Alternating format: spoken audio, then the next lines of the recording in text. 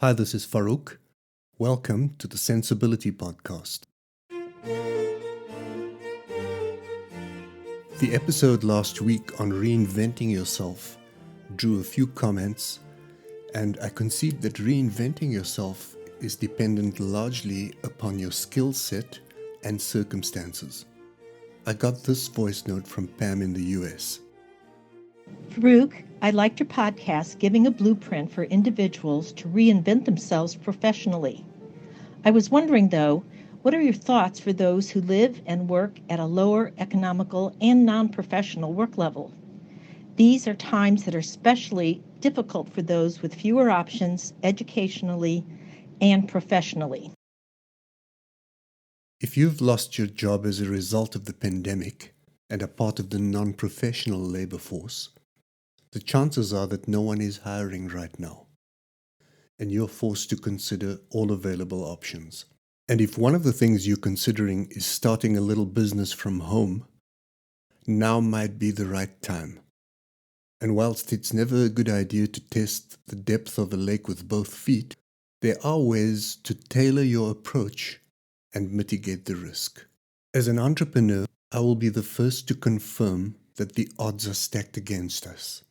Regardless of how smart you are or how great an idea you might have, governments do not support the gig economy in any meaningful way, and there are no low-cost financing options. Going to a bank requires that you first prove you don't need any finance. I've never quite understood that. And generally, entrepreneurs are passionate, but not persuasive, and therefore have difficulty selling their ideas. So if funding is what's holding you back, friends and relatives are your only option. And remember that money follows profit, not people or ideas. So if you take one thing away from this podcast, the last statement should be what you take away. And your focus should therefore be on starting a business that generates a profit, no matter how small. This will attract the attention of people and organizations with the financial resources you require. Throughout my career, I've heard people say that 9 out of every 10 new businesses fail. And let's assume that that number is almost right, as opposed to precisely wrong. What I've learned is not to invest any ego in the idea. See yourself as the facilitator. The idea has an identity and life of its own, so prepare to let go of it if you can't do it in a profitable way and move on to the next one. It's crucial that you see this as a natural step in your path rather than a failure. And keep in mind that many new ideas surface through perceived failure. So be alert and pay attention to the lessons you learn. Where to start requires some introspection to gain an understanding of your strengths and your power of observation. And think local and look for opportunities in your community and neighborhood. What you're really trying to identify are areas where people can save money or identify a need where through an interjection you introduce an efficiency gain. Those are the two things that drive most buying decisions. So if you can save someone money or allow them to do something they're already doing more efficiently, you're off to a good start. I'm reminded that iconic companies like Microsoft, Netflix, and Airbnb were all born during a recession.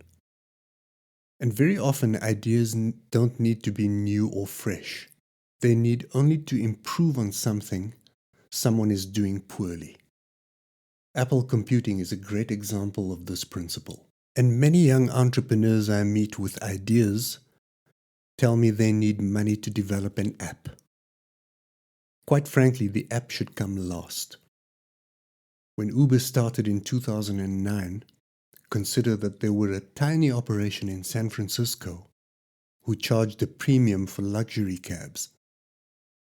So focus on service and product benefits instead. And keep in mind that there are only a few things driving the global economy. These include space exploration, renewable energy, climate change, the internet, and most recently the pandemic. So simple things like smart home delivery, childcare or frail care, working remotely, and people generally having more time on their hands present a number of opportunities for would-be entrepreneurs. And before choosing something to do, consider that there is something unique in all of us. So before you set out, it's worthwhile making a few notes and reminding yourself of your strengths. Some of us are organized, inventive, or creative. Others are able to plan and bring an idea to its commercial launch. And still others are financially oriented and able to build scenarios and financial models. And it's vital that you understand what you are good at and to bring in the people to support you in areas that you need.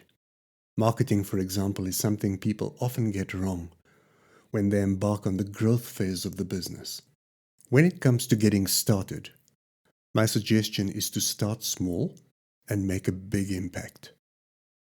We are often guilty of trying to formalize things too soon and spend cash we don't have on elements of the business that are not mission critical. So work informally, improvise, and scale up as your business gains momentum.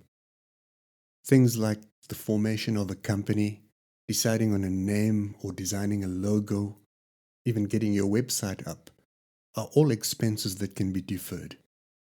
I would suggest you listen to episodes 8 and 12 to help contextualize this podcast.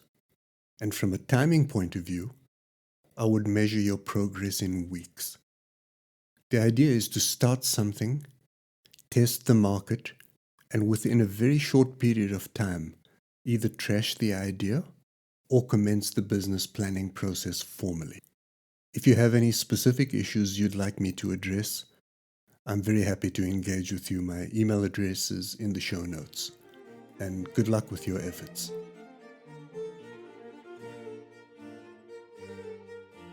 This episode concludes season 1.